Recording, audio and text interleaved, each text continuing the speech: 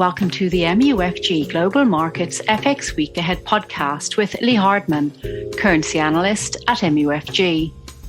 It's Friday, July 8th, 2022, and joining Lee to pose some questions on the financial market themes for the week ahead is Simon Mays, Director of MUFG's Global Customer Marketing Group for EMEA in London. The following podcast is intended for professional investors and eligible counterparties only, and not for retail clients. Any content should not be regarded as an offer to conduct investment business or an investment recommendation, but for information purposes only.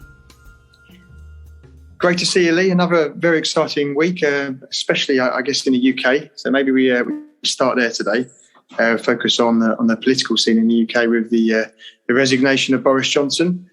How much do you think this is impacting the pound and the UK economy in general?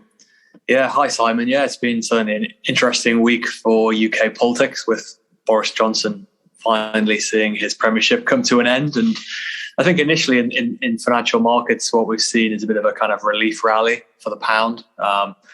See some of the political uncertainties now gone away now that he's kind of stepped down, and that obviously then opens the door for the next stage of the process, which is obviously for the Tory party to elect a new leader, which will take a couple of months. So we're still going to remain in a period of uncertainty in terms of the leadership of the Conservative Party for the next couple of months. We don't think that this is likely to have a significant impact on pound performance. We still think kind of the fundamentals for the UK economy still point towards the pound underperforming in the near term. Obviously, the UK economy has seen a notable slowdown in growth so far this year, and that's obviously combined as well with much higher inflation in the UK than in other developed economies. So that is still a very negative combination fundamentally for the pound. And I think while that remains the case, it's difficult really to kind of have a more positive view for the pound. Even if we were to see some potential shifts towards more favourable policies in the UK under a new leader, we still think at this stage it's too early to anticipate a rebound kind of on a more sustainable basis for the pound. I mean, there's certainly speculation that the new Tory leader could back policies to try and bring down taxes in the UK, which would be more supportive for growth, which could help the pound further down the road. But like I say, I think at this point, we still think that the risks remain to the downside. And we think certainly for cable, we've just broken below 120. And I think the risk is that move could extend further down towards 115 over the next month or so. And I guess a lot of that then plays into what happens over in the US. And today we had non-farm payrolls came in slightly higher than expected, and I think average earnings are up a little bit as well. So how does that play into the rate markets in the US? I think markets expecting 75 basis points in July. Is that still on? Yeah, I think the payrolls report didn't significantly change the expectations for Fed policy. The Fed themselves very much kind of signaled strongly that they want to get rates up into restrictive territory as quickly as possible now to try and dampen down on upside inflation risks. So they're weighing up whether to do a 50 basis point hike or a 75 basis point hike later this month. And looking at the recent comments from Fed officials over the past week, it still looks like they favour a 75 basis point hike at this point. And like you say, that's likely priced into the market. So it shouldn't be a big surprise. Certainly payrolls, it did show tentative signs there of weakening momentum in the labour market. Certainly employment growth has been slowing in recent months.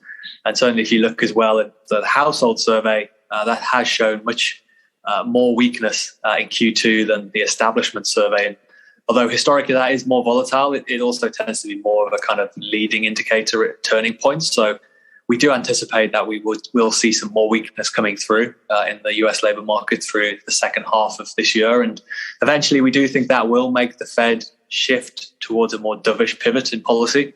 But again, at this point, I think it's premature to expect the Fed to kind of shift away from their current plans to tighten policy more quickly. So I still think on balance, 75 basis point hikes is what they'll do towards the end of this month. Obviously next week as well, we do get the release of the latest US CPI report as well for June. And that could be crucial. Obviously, if you remember back to last month when we had another big upside inflation surprise, that was what ultimately encouraged the Fed to go ahead and do a 75 basis point hike at the June meeting. So if there's a downside risk for the dollar in the week ahead to this kind of bullish trend, it would be the risk of a weaker CPI report next week, which could then make the Fed more seriously question whether to do 50 basis points rather than 75. But all in all, at this stage, we still think we want to stick with this dollar bullish momentum right now. We've obviously had quite a strong bullish breakout this week for the dollar, and we've looked back at historically when we've had these kind of big dollar upside moves and this kind of bullish momentum, it does tend to carry on in the following week. So what we think the most likely scenario is that dollar will continue to extend to the upside in the week ahead. So that moves us nicely on then to euro dollar, I guess, in the ECB, with a lot of focus at the moment on euro dollar and how close it is to parity and whether we're going to break and then how far we can go below parity. So slight contrast in the central bank stances at the moment, with the Fed obviously looking to front load and the ECB not necessarily looking to hike quite as strongly yet. So what are your thoughts on that? Yeah, I think certainly now we're very close to parity. So to us, it's more just a matter of time before we break below parity. And I think the fundamental reason why we're seeing the euro trade at even more undervalued levels against the dollar right now, back to the lowest levels really since the early 2000s, is mainly down to obviously the energy supply problems in Europe. Obviously, Russia has significantly cut back gas supplies to Europe over the past month. And if that situation continues, it's already and is likely to have a greater disruptive impact on the performance of Europe's economy already. We're expecting, obviously, more signs of rationing of energy use, which would obviously have a negative impact on economic activity going forward.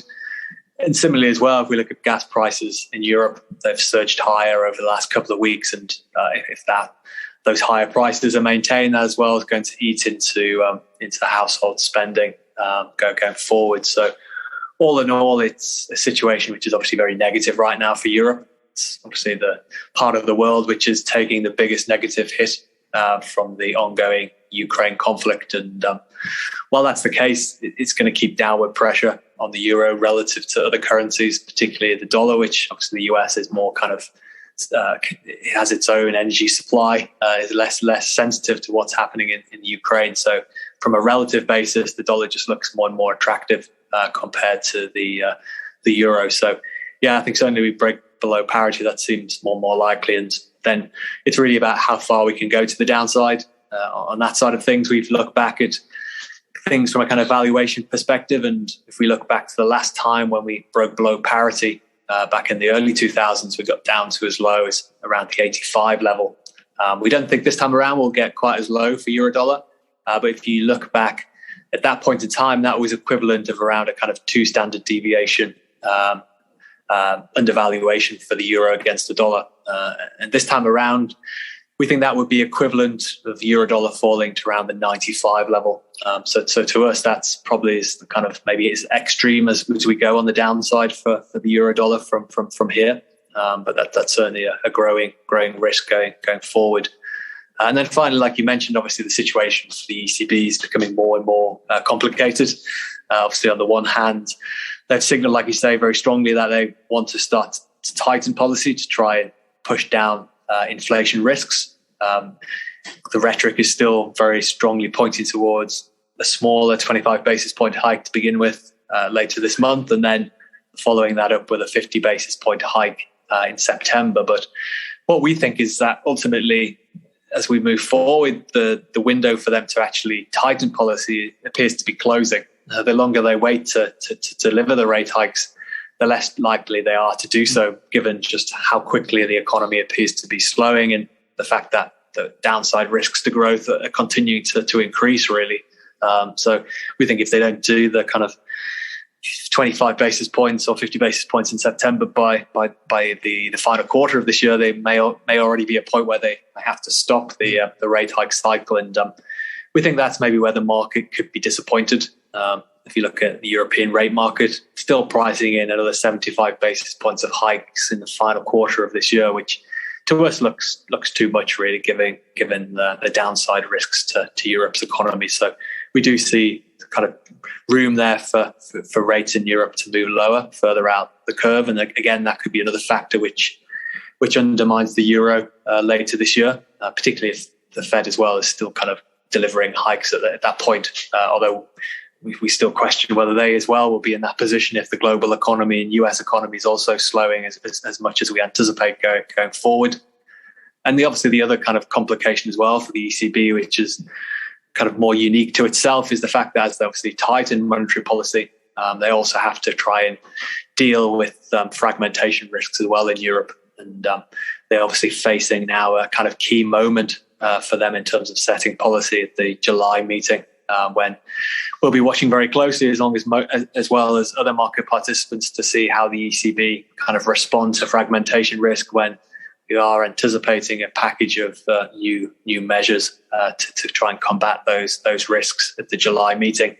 Obviously, if the ECB was to disappoint in any way and if those measures aren't sufficient to keep fragmentation risks in check, then that obviously would further increase the risk of a sharper move lower for the euro. So when we take that all into consideration, it's difficult really not to have a bearish euro view at this point. And I think that's kind of playing out in terms of the price action, where we're seeing a very kind of clear weakening trend for the euro. It's certainly been by far one of the worst performing currencies so far this week. Thank you very much. Very interesting. So all eyes on central bank meetings this month again. Have a good weekend and speak soon. Great. Thanks, Simon. Thank you for listening to this MUFG Global Markets podcast. Rate, review and subscribe, and reach out to your MUFG sales rep for more information. Come back next week for more insights from the Global Markets Research team.